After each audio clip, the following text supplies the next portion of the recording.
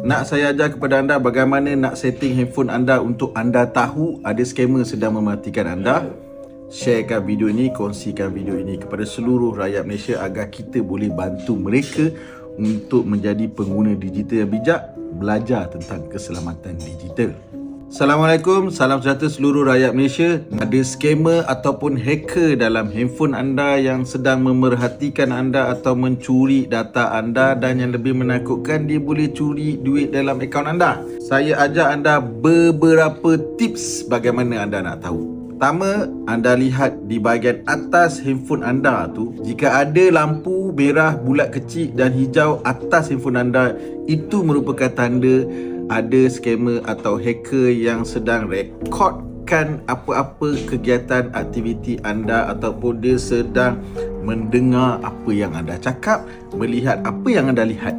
Antara tips lain ialah lakukan setting ini untuk anda melihat dan mengenal pasti ada tak lahanat-lahanat scammer ataupun hacker dalam handphone anda. Pertama sekali, anda tekan button bintang #21#.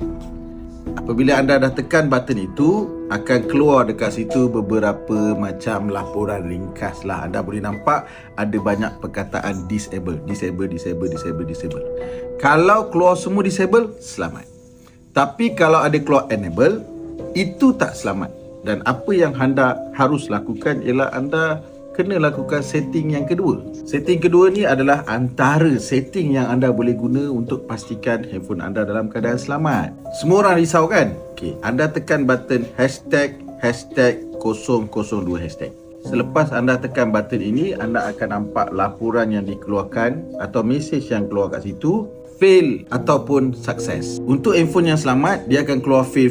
So tak perlu risau kalau dia keluar fail pun, sebab tak perlu nak dibuat apa pun pada handphone anda. Tetapi kalau dia keluar sukses ataupun complete ke dan sebagainya, itu tanda bahawa dia dah keluarkan scammer atau hacker daripada handphone anda. Ini merupakan antara setting yang anda boleh lakukan. Nak saya ajar setting yang lain lagi? Boleh, tak ada masalah. Kongsi dan sharekan video ini agar kita dapat membantu orang lain, memberi manfaat pada orang lain, menyelamatkan orang lain. Nak saya ajar lagi setting-setting yang lain? Jangan lupa follow akaun saya. Saya akan kongsikan bagaimana cara untuk anda setting handphone anda, gunakan handphone anda dengan selamat. Agensi kerajaan, syarikat swasta yang ingin saya hadir ke lokasi anda untuk saya kongsi dan dedahkan rahsia, tips, formula, nasihat, bengkel, ceramah, seminar, kursus, latihan dan sebagainya, bagaimana untuk menjadi pengguna digital yang bijak. Nak belajar tentang keselamatan digital, nak elak daripada menjadi masa scam, saya akan hadir ke lokasi anda. Tak nak kena scam, dengar cakap Rahmat Fitri Abdullah.